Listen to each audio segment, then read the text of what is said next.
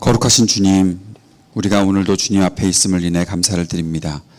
주의 말씀이 우리를 인도하시고 주의 말씀대로 살아가고자 하는 마음이 오늘 우리에게 있음을 인해 감사드립니다. 함께 예배하는 우리 모두가 주님의 높으신 이름을 찬양하고 이 땅에 오신 주님을 다시 한번 기억하며 주님 앞에서 우리의 삶을 새롭게 할 수 있도록 역사해 주옵소서. 오늘도 우리가 주의 말씀 앞에 섭니다. 말씀이신 주님 앞에 서는 우리의 모든 마음을 주님께서 받으시고 함께 하시며 주의 역사하심을 이 말씀 속에서 이루어 주옵소서. 성령의 충만함을 허락하여 주셔서 말씀을 깨닫게 하시고 말씀대로 살아가고자 하는 열망과 용기와 믿음이 있게 하여 주옵소서. 예수님 이름으로 기도드립니다. 아멘. 제가 아래로 내려와 있습니다.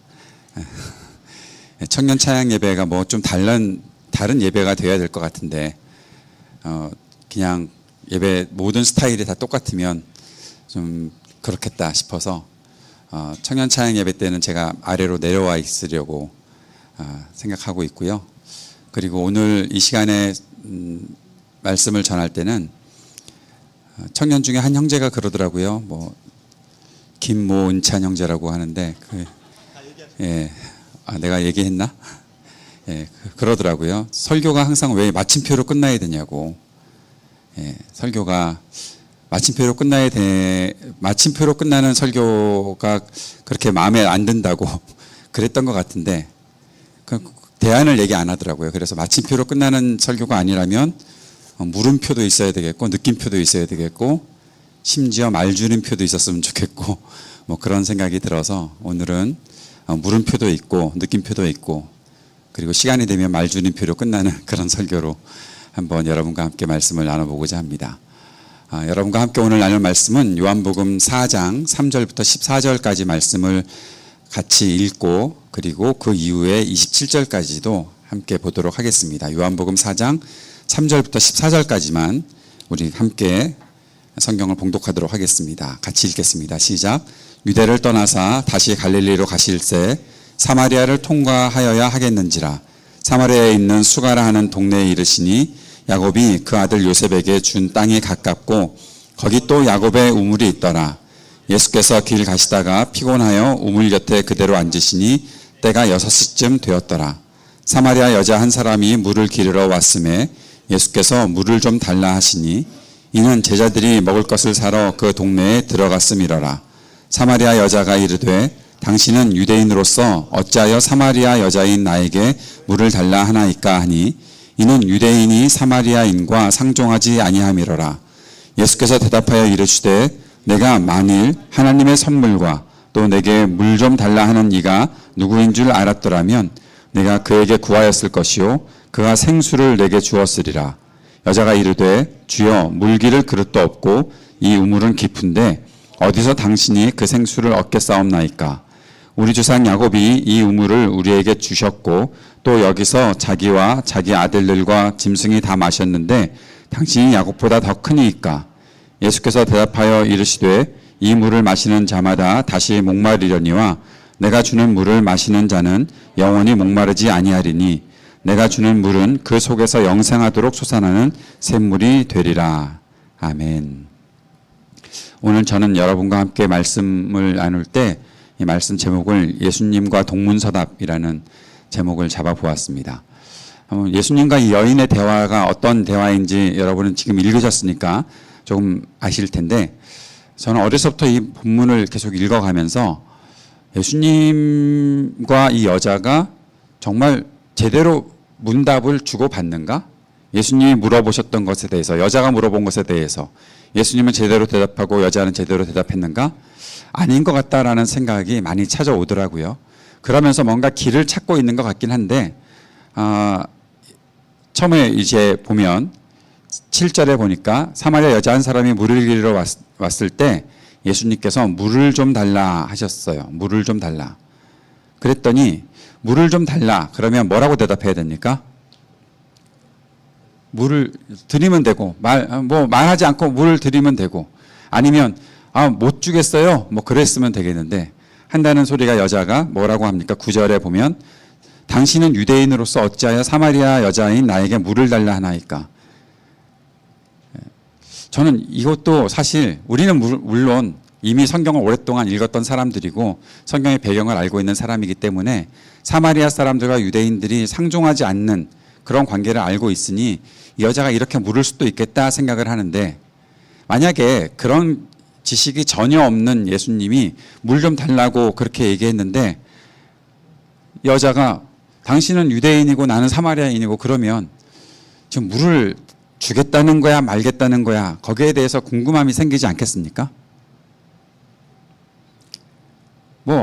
아니면 어쩔 수 없고, 이럴 때 이제 마침표가 아니라 물음표 뭐 그런 거 나오는 건가요? 네, 그렇게 되는 것 같은데, 아무튼 그렇다는 거죠. 물 좀 달라? 당신 유대인, 난 사마리아인. 예. 사마리아인과 유대인들이 상종하지 않는 것은 우리가 이미 잘 알고 있습니다. 사마리아는 굉장히 이렇게 혼합된 사람들이 되어버렸다라는 것 때문에 유대인들이 상종하지 않고 있는 거고, 앞에서 이미 예수님 4절에 보면 사마리아를 통과하여야 하겠는지라, 유대를 떠나서 갈릴리로 가시는데 사마리아를 통과하여야 하겠다라고 하는 것은 예수님이 의지적으로 사마리아를 사람들은 지나가지 않는데 그 땅이 아주 더러운 땅이고 그 땅에 있는 사람들과 상종하기 싫다고 해서 예수님 말고 다른 사람들은 갈릴리로 이렇게 다닐 때 그 땅을 가지 않거든요. 빙 돌아서 가거든요. 그런데 예수님께서는 그 땅을, 사마리아를 통과하여야 하겠다라고 그렇게 말하고 있는 것이 요한복음의 기록입니다. 일부러 가셨다는 거죠. 근데 왜 일부러 가셨죠? 그 이유는 찾을 수가 없는데 4장에서 찾는다면 단 한 가지 이유예요. 뭐겠어요? 응? 물 마시러. 참, 이럴 때 이제 느낌표, 빵. 물 마시러. 아니, 여보세요. 물을 마실 거면 딴 데 가서 마시면 되지. 사마리아 거기 그 우물이 유명한 우물이라, 우물이 유명해서, 오케이. 야곱이 준 우물이라 그렇게 될 수도 있겠다. 제가 말씀 묵상을 좀 게을리한 것 같습니다. 조금 더 생각했어야 되는데, 예. 물 마시는 것보다 조금 더 이렇게 고급스럽게. 왜 갔을까? 예? 뭐가 좋아서? 왜 갔을까요? 사마리아 여인을, 이 여자를 만나러. 여러분, 이 4장에서 나오는 사마리아를 예수님께서 가셔야 했던 단 한 가지 이유는 이 여인을 만나러 가는 거예요. 예수님의 의도에는 이 여인을 만나고자 하는 것이 있다는 거죠. 한 사람을 위해서, 한 사람 만나려고 좀 더 많은 사람들을 만나야 되는 거 아니야? 그런데 물론 사장의 결과는 수많은 사람들이, 사마리아에 사는 사람들이 여인 때문에 예수님께 나오게는 됩니다. 그런데 그 이전에 한 사람인 이 여인과 만나고 싶어서 예수님께서는 그 땅을 향해 가셨다는 거죠. 여기서 우리는 아주 중요한 예수님의 그 의도를 보게 되는 거죠. 예수님은요, 큰 일을 하려고 일을 벌이려고 어떤 큰 마스터 플랜을 세워놓고 하시는 것 같지만, 그분이 구체적으로 움직이시는 하나하나의 모습 속에는 어떤 면에서 너무 작은, 왜 여인 한 사람을 만나러 가셔? 왜 그 일을 하려고 가셔? 왜 그런 일들을 하셨을까? 싶은 생각이 들 정도로 한 사람 한 사람을 만져주시고 치료하시고 그런 일들이 많이 있다는 거죠. 자, 그런데 이 여인을 만나서 대화를 나누다 보니까 이 여인은 유대인과 사마리아 사람들에 대한 그 벽을 너무 크게 느끼고 있었던 사람이었던 것 같아요. 그런데 예수님께서 그렇게, 여인이 그렇게 얘기를 하고 나니까 예수님이 뭐라고 말씀하시냐면 10절에 네가 만일 하나님의 선물과 또 내게 물 좀 달라 하는 이가 누구인 줄 알았다면 네가 그에게 구하였을 것이요 그가 생수를 내게 주었으리라.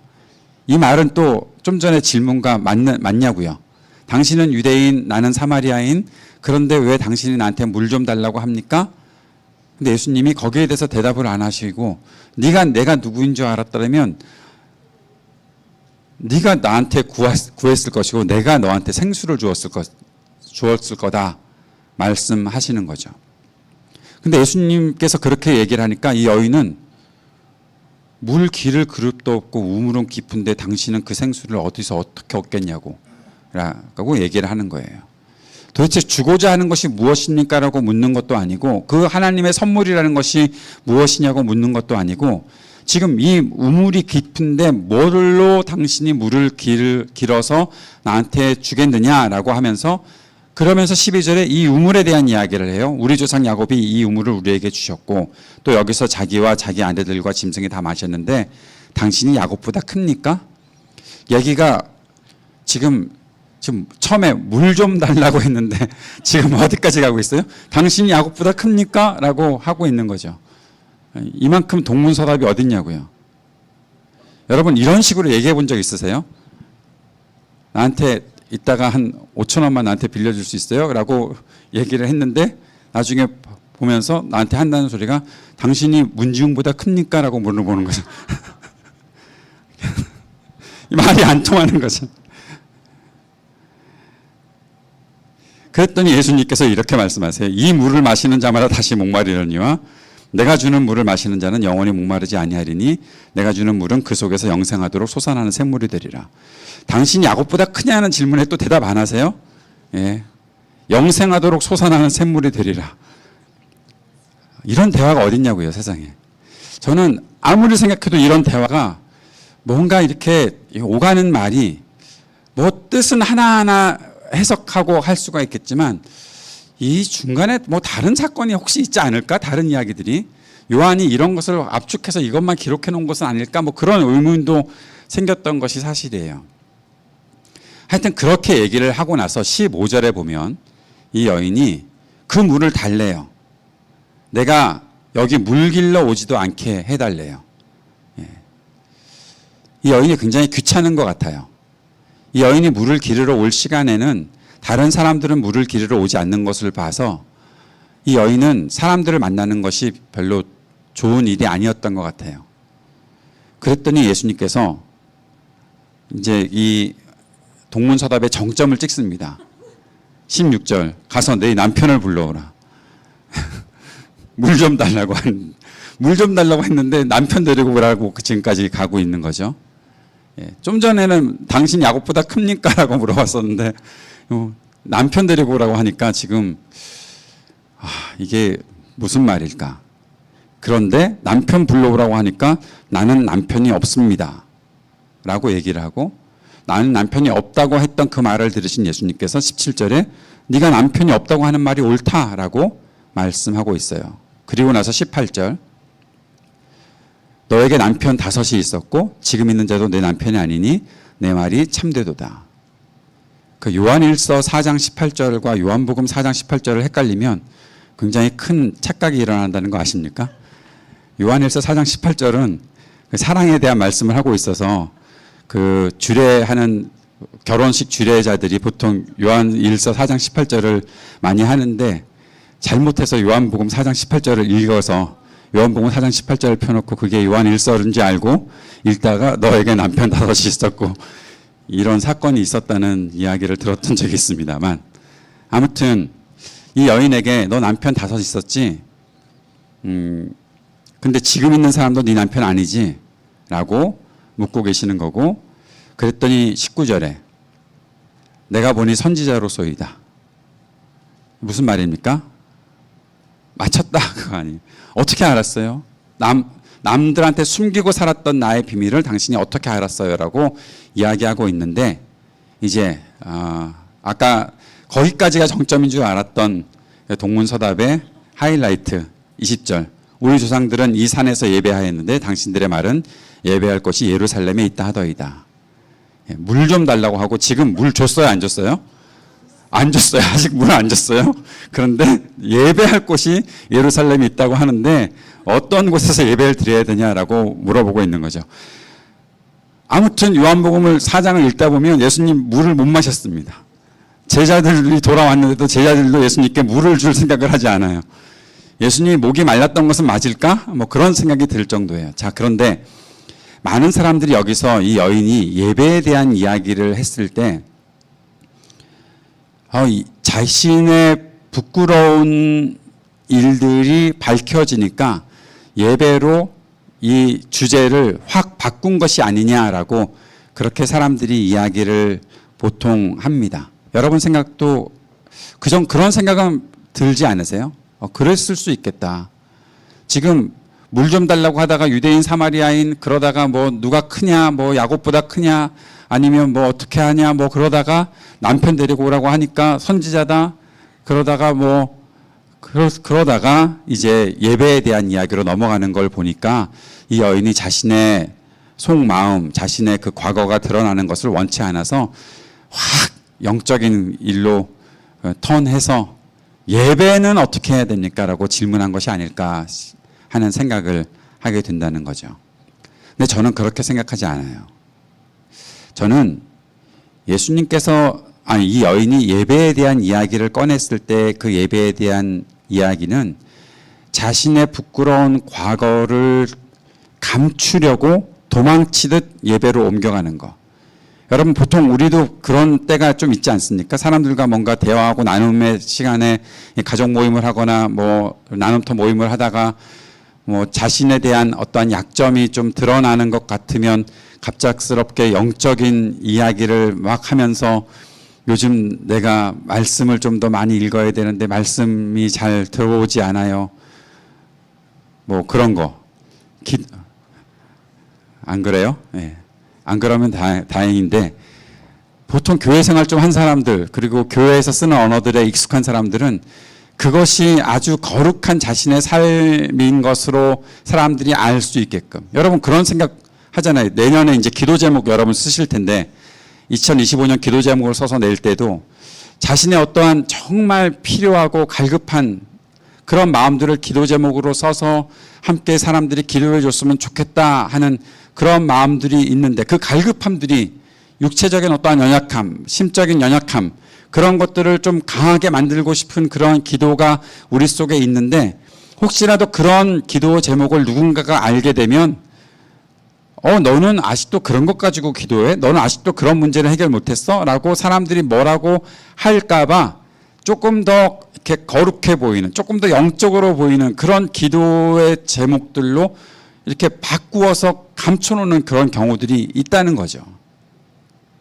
목사님은 무슨 기도 제목이 있으세요? 뭘 원하세요? 그러면 나 내년에 집을 이사를 해야 되는데 좀 좋은 집을 다시 서울로 들어와서 살고 싶은 그런 마음이 있는데 그런 것을 위해서 기도하고 있어요 라고 얘기하면 에이 목사가 뭐 그런 것 가지고 기도를 해요.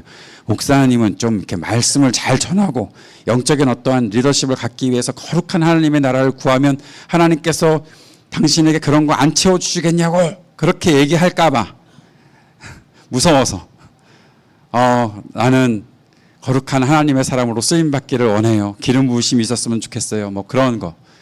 실상은 이사갈 집이 없어서 돈이 없어서 막 궁색하고 막 그렇게 하면서 하나님 앞에서 혼자서 기도할 때는 그런 것에 매달려서 막 그렇게 기도를 하고 있으면서 남이 기도 제목이 뭐예요? 그러면 좀 더 내가 거룩을 추구하는 사람처럼 보이려고 내 자신에 있는 실상을 사람들에게 들키지 않으려고 그런 일들이 많이 있으니 이 여인을 볼 때도 똑같은 생각을 한다는 거죠.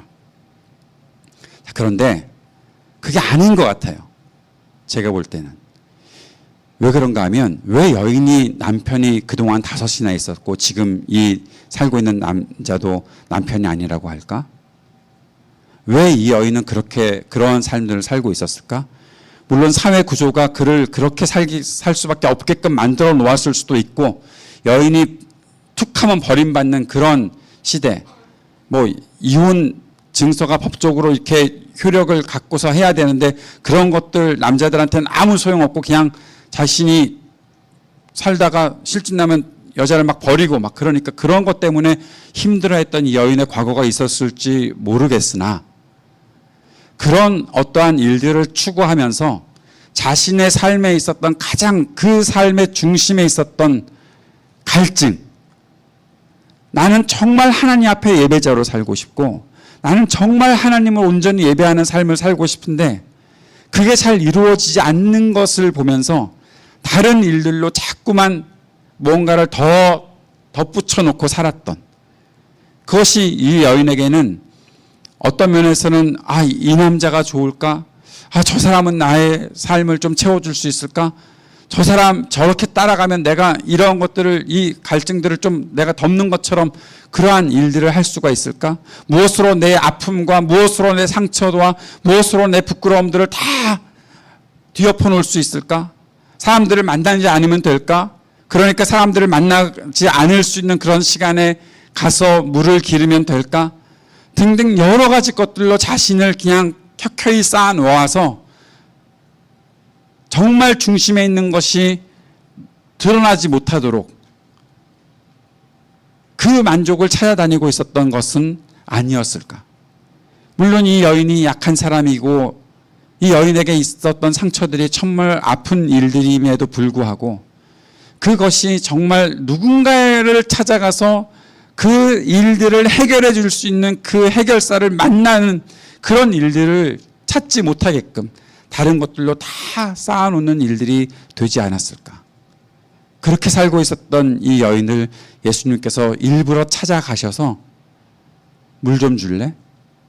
전혀 상종도 하지 않는 그 벽이 너무나 두꺼워서 더 이상 접근 불가했던 유대인과 사마리아 사람의 그 벽을 허물어 버리시고 물 좀 줄래? 그렇게 말씀하시고 자신이 어떤 분이신지를 드러내시면서 이 여인이 말하고 있었던, 이 여인이 정말 알고 싶었던 진짜 예배는 어떻게 드려야 합니까? 라는 질문으로 나오게 하는 것이 지금 예수님이 이 여인에게 이끌어내고자 하셨던 질문이 아니었나라는 거죠. 여러분의 예배는 어떻습니까? 여러분의 예배는 정말 하나님께서 기쁘게 받으실 만한 예배입니까? 그런 예배 가운데 우리가 서 있습니까?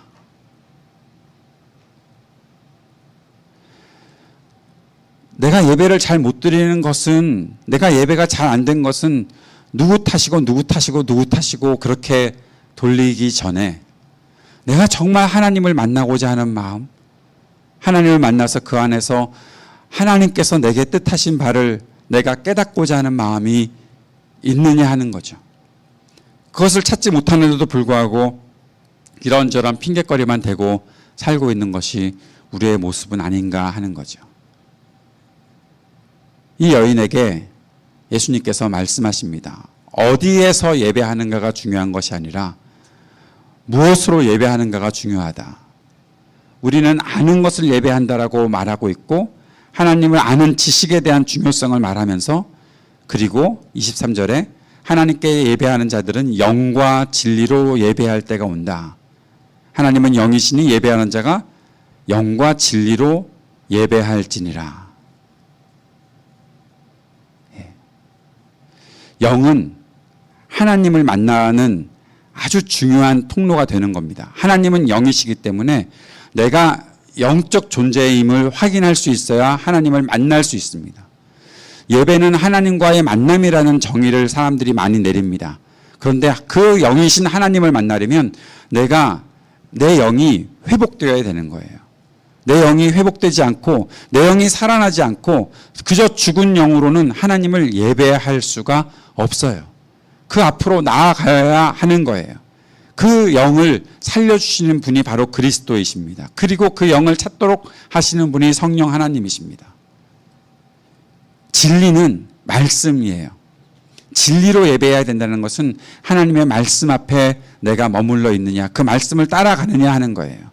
내가 원하는 대로 예배하는 것이 아니라 그런 식으로 청년들은 자유롭게 예배하는 것에 익숙하고 또 어르신들은 좀 이렇게 짜여진 틀에 맞게 예배하는 것에 익숙하고 어떤 예배가 더 맞느냐 그런 것 가지고 막 왈가왈부하는 것이 아니라 정말 이 시간 하나님께서 원하시는 예배는 무엇인가? 하나님께서 우리에게 말씀하시고 우리로 하여금 하나님 앞으로 나오게 하는 것은 무엇인가? 우리의 어떤 전통을 따라가는 것이 아니라 하나님의 말씀을 온전히 들을 수 있고 그 말씀을 통해서 하나님 앞에 나를 세우는 그 예배는 어떤 것인가? 거기에 대한 마음이 우리 안에 있어야 하는 거고 그 마음을 온전히 회복할 때 우리가 참 예배자로 설 수 있다는 거죠. 자, 여기까지는 뭐 마침표와 느낌표를 포함한 말씀이었고, 그러면 물음표. 물음표는 누가 던져야 됩니까? 우리 김은찬 형제가 지난주에 물음표를 찍겠다라고 질문하겠다고 논문도 읽었다고 오늘 두고 보자고 막 그랬던 것 같은데. 그래서 질문할 거, 이 본문을 통해서. 저 준비해온 거 보세요. 전 다르게 읽었습니다. 예? 다르게 읽었습니다. 어떻게 다르게 읽었어요?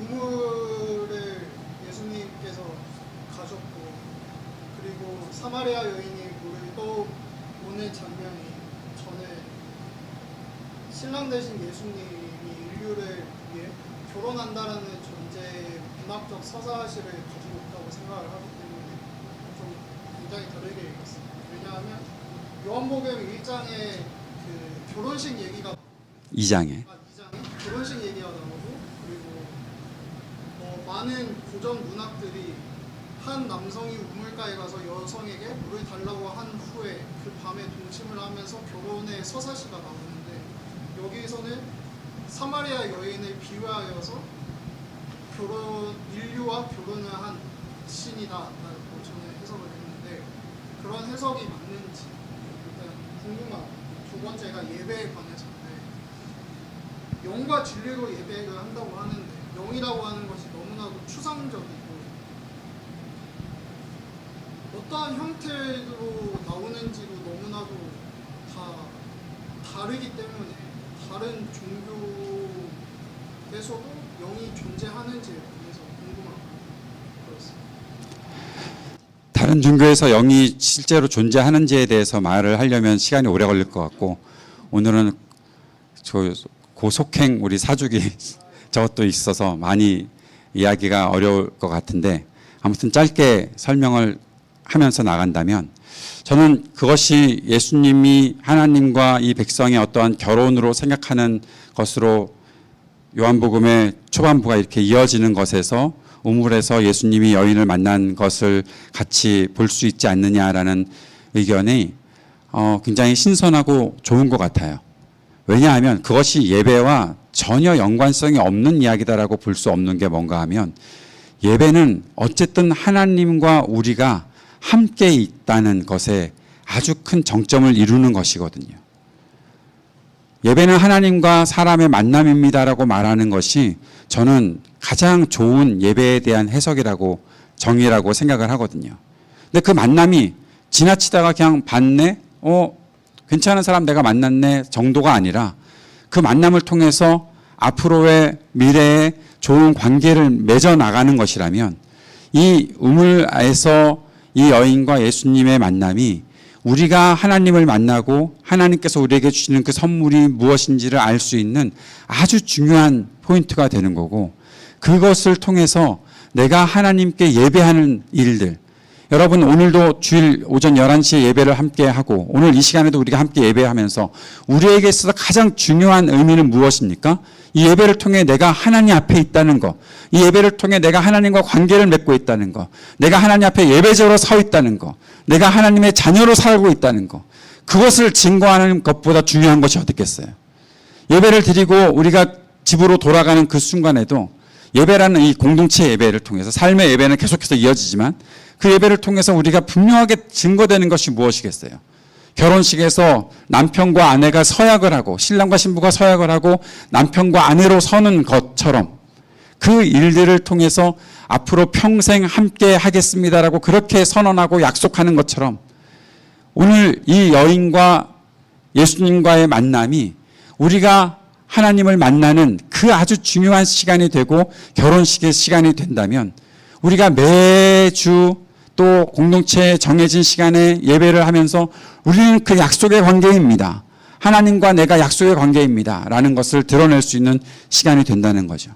그런데 그것을 못하고 있으니까, 그것이 확신이 없으니까, 여기서 예배하는 게 맞아? 저기서 예배하는 게 맞아? 그것에 대한 확신이 없으니 계속 불안하고 의심이 되고 흔들리고 하는, 그러한 하나님과 나와의 관계가 온전치 못한 그런 일들을 갖고 있는 한 여인에게 예수님께서 찾아가셔서 그 여인 속에 있는 가장 중요한 질문인 예배, 너의 영이 살아있어야 하고 네가 진리의 말씀 안에서 살면서 그렇게 하나님을 만날 수 있는 기회가 아직 열려 있으니 그 길을 열어가 보지 않겠니? 라고 초대하시는 예수님의 초청이다라고 볼 수 있는 거고, 그 중요한 사건이 지금 이 여인에게 나타나고 있다는 거죠. 그러면서 영으로 예배드리는 것, 영이라는 것에 대해서 정의를 다른 여러 가지 것들로 다 포함해서 정의를 하려면 너무 어려운 정의가 되겠지만, 하나님이 영이시니 내가 영으로 예배한다라는 것은 하나님의 형상대로 창조되었고 하나님께서 생기를 불어넣으셔서 생명이 되게끔 하신 한 사람이라는 존재가 이제는 살아난 존재로, 죽어있는 존재가 아니라 살아난 존재로 하나님을 만날 수 있는 그 존재 자체가 된다는 것. 그것이 하나님께서 말씀하시는 영으로 예배하라라는 거죠. 이 영이 뭐 성령이다라고 얘기하는 것, 저는 성령이라는 것보다 이 영이, 사람에게 있어서의 영이, 하나님을 만날 수 있는 그 영이 살아난 그 자체를 말하는 것이다라고 저는 보고 있고, 그 안에서 하나님을 만날 수 있는, 하나님과 함께 할 수 있는 그 존재가 되는 것. 여러분, 사실 우리가 예배 못합니다. 우리가 예배할 수 있는 존재가 아닙니다. 거룩하신 하나님의 존전에 죄인된 우리가 설 수 있어요? 못 서요. 하나님을 볼 수도 없고 하나님과 함께 할 수가 없어요. 출애굽에서 시내산에 모세가 하나님의 그 임재가 드러나는 곳에서 백성들은 무서워서 더 뒤로 물러가기만 했어요. 그게 우리의 본 모습이에요. 하나님의 영광이 가득한 그곳에 우리가 어떻게 거할 수가 있습니까? 못 거해요. 그런데 우리가 그 안에 초대가 되었잖아요. 이건 우리의 영이 살아난 존재가 되었기 때문에, 우리의 모든 죄를 씻으신 예수께서 오셔서 우리의 죄를 씻으시고 우리를 살려주셨기 때문에 우리가 그 하나님 앞에 서 있는 거죠. 그리고 하나님과 약속의 관계를 맺을 수 있는 거죠. 그래서 더 질문. 요한이 왜 사마리아 여인을 썼을까를 고민을 하면서 성도의 자세에 대해서 묵상을 했습니다. 우리가 가져야 하는 것은 사마리아 여인의 자세가 아닐까라는 생각이 드는데요. 첫 번째는 끊임없는 의심을 하고 있습니다. 확신의 정반대이죠. 정말로 어떻게 하면 예배를 잘 할 수 있을까에 대한 끊임없는 의심이 종교의 신비로움에 만들어내지 않습니다. 만약에 확신이 있다고 한다면 우리는 그 확신에만 가득 차서 노력도 안 할 것이고 자기 교만에 빠지기 때문에 사마리아 여인처럼 끊임없는 질문과 끊임없는 의심으로 예수님을 만났을 때 그 사람을 피해가면서 일부러 사람이 없는 시간에 우물을 뜨러 왔었는데 오히려 사람에게 다가가서 내가 예수님을 만났다라고, 우리가 찾던 메시아를 만났다라고 얘기를 하는 것을 보면 끊임없는 의문 속에 한 번씩 등장하는 마침표가 우리의 삶을 바꾸고 우리의 삶을 값지게 할 수 있기 때문에 저는 우리의 신앙 자세가 마치 사마리아 여인처럼 끊임없는 물음표를 던져야 한다고 생각을 하는데 어떻게 생각하세요? 그래야죠. 예. 저는 여러분께 오늘 이 시간에도 확실하게 말씀드릴 수 있는 것은 뭔가 하면, 사람이 갖는 확신이 얼마나 오래 가겠어요. 여러분, 무슨 확신을 갖고 있다고 해서 그 확신이 영원히 나를 움직여 줄 것이다라고 그렇게 믿으십니까? 아니요. 결코 그렇지 않아요. 내가 갖고 있는 어떤 신념이 영원히 존재하고 영원히 같이 있을 거라고 믿으십니까? 아니요. 절대 그렇지 않아요. 우리가 어느 순간 확신을 갖고 있다고 해도 언제 그 확신이 무너질지는 아무도 모르는 거예요. 그래서 우리에게 필요한 것이 있어요. 단순한 의심, 그건 아닐 것 같은 데가 아니라, 내가 어떻게 하면 내가 믿고 있는 이 진리를 더 확실하게 만들어갈 수 있을까? 그래서 더 질문을 던지고 더 하나님 앞으로 나오는 거. 그게 겸손한 사람의 특징이고, 겸손한 사람은 항상 질문해요. 교만해서 질문하는 게 아니고, 네가 알고 있는 게 맞나 보자라는 그런 식으로 질문하는 게 아니라 그것이 정말 맞습니까? 베레아 사람들이 정말로 그러한가 하여라고 질문하면서 말씀을 공부했던 것처럼 우리 보성교회의 우리 청년들이나 우리 모든 교우들이 함께 가지고 있어야 되는 마음은 계속 질문해 보는 거예요. 왜요? 내가 의심하고 있어서가 아니라 내 확신을, 내가 갖고 있는 믿음을 더 견고하게 하려는 그러한 질문이 우리들에게 필요하다는 거죠. 그래서 오늘은 뭐 여기까지 하지만 원래 오늘 청년들만 있을 줄 알고 한 4시간 정도 예배하려고 했는데 오늘 행사가 또 있잖아요. 그 행사가 또 여기서 있어요. 여기 지금 현수막 떼고 새로 붙여야 되거든요.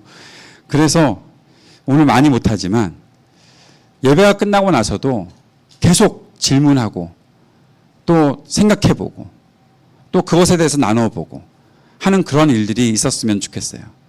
예수님과 이 여인이 동문서답한 것 같지만 결국에는 아주 중요한 진리를 향해 그들의 대화가 가고 있잖아요.